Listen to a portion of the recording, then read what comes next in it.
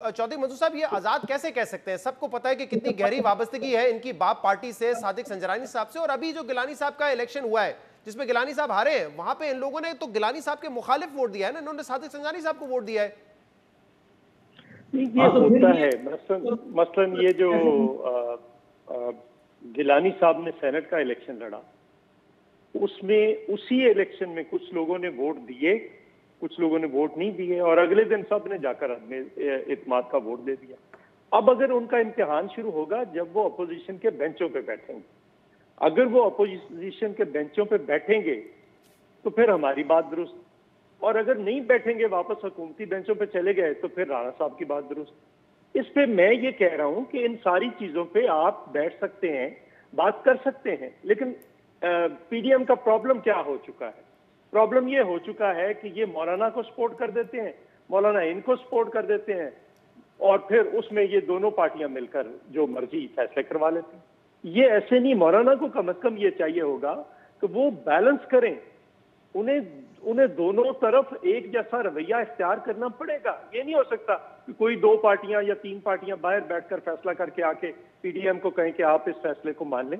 वो जो मीटिंग थी वो सिर्फ डिप्टी चेयरमैन के लिए थी, अपोजिशन लीडर का फैसला ही नहीं करना था। चौधरी साहब, अगर आप कह रहे हैं कि इन इश्यूज पे बातचीत हो सकती है तो लीडर ऑफ द ऑपोजिशन वाले इश्यूज पे भी बातचीत कर लेते। आज कभी आप लोग ये कहते हैं कि इस बात पे इत्तेफाक नहीं हुआ था कि नून लीग का बनेगा लीडर ऑफ द ऑपोजिशन, ये कहते हैं कि आजम नजीर तारर के नाम पे हम कैसे इत्तेफाक कर सकते थे?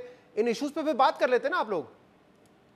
देखिए, ये इश्यू ही तब से शुरू हुआ जब इन्होंने आजम नजीर तारर साहब का नाम दिया, और इनको पता था कि पीपल्स पार्टी इरिटेंट है। जैसे राना मकबूल को इन्होंने टिकट दिया, क्या खूबी थी राना मकबूल के अंदर? सवाए इसके कोई वो एक्सपर्ट थे? क्या उनकी कोई बहुत बड़ी मुल्क के अंदर खिदमात थी? सवाए इसके कि उसने आसफ जरदारी की जुबान काटी थी, और कोई खूबी थी उसमें? हमने तो कभी बात नहीं की, लेकिन इनको पता था ये तमाशा होगा, और इन्होंने जानबूझकर ऐसा इरिटेंट नाम दिया। और अगर ये हमें कह रहे हैं तो ये किसके पास एप्लीकेशन जमा करवाने गए थे? नहीं तो उसी चेयरमैन के पास बात कर लेते ना, इस नाम पे एतराज कर लेते, बात कर लेते। हमने इनसे कहा कि आप वक्ती तौर पर यूसुफ रजा गिलानी साहब को बन जाने दें, और उसके बाद बैठकर फैसला कर लेंगे। तो राणा साहब, आज तो जब इनके पास एक हाउस के अंदर मौजूद है, मेजोरिटी मौजूद है, तो हर चीज नून लीग को चाहिए यार, कोई दूसरों के लिए भी थोड़ी गुंजाइश पैदा करें। राणा साहब, आज मरियम नवाज ने कहा है कि आप नवाज शरीफ साहब से कह देते तो नवाज शरीफ साहब के लिए कोई मसला ही नहीं था, वो आपको ये पोजीशन दे देते। वो तो कह रहे हैं कि हमने कहा था, बार बार रिक्वेस्ट की थी आपसे।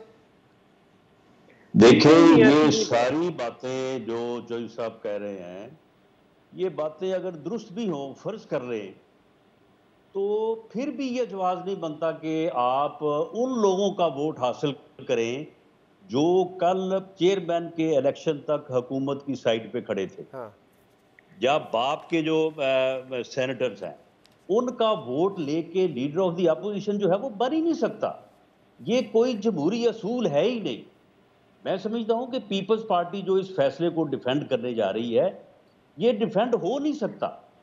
जैसे चौधरी साहब ने कहा कि जी अगर ये बात इस तरह से हो तो फिर ठीक है, राणा साहब की बात दुरुस्त होगी, अगर इस तरह से हो तो मेरी बात दुरुस्त होगी। चले, आपके पास 30 लोग हैं और आप क्लेम कर रहे हैं कि वो अपोजिशन से हैं, बाकी 27 लोग जो पीडीएम के सेनेटर्स हैं, 16 पीएमएलएन है, 5 जेयूआईएफ है, 2 जो है वो बजिंजो, 2 जो है वो बीएनपी बेंगल, और 2 जो है वो महमूद खान अचकजई जो है। तो आए, ये बन जाते हैं 57।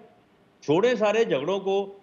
अब जोई साहब आपकी बात को आगे बढ़ाते हैं, कल को जो है वो चेयरमैन के खिलाफ जो है वो चेयरमैन तो मिनॉरिटी में चला गया, चेयरमैन के खिलाफ अदम एतमाद लाते हैं, तो यूसुफ रजा गिलानी साहब को दोबारा से चेयरमैन बनाते हैं। अच्छा राणा साहब, अब ये मामला आगे कैसे बढ़ेगा? देखिए, पीडीएम जब बनी थी, ठीक बात कह रहे हैं राणा साहब, बिल्कुल बनाना चाहिए, मैं इस हक में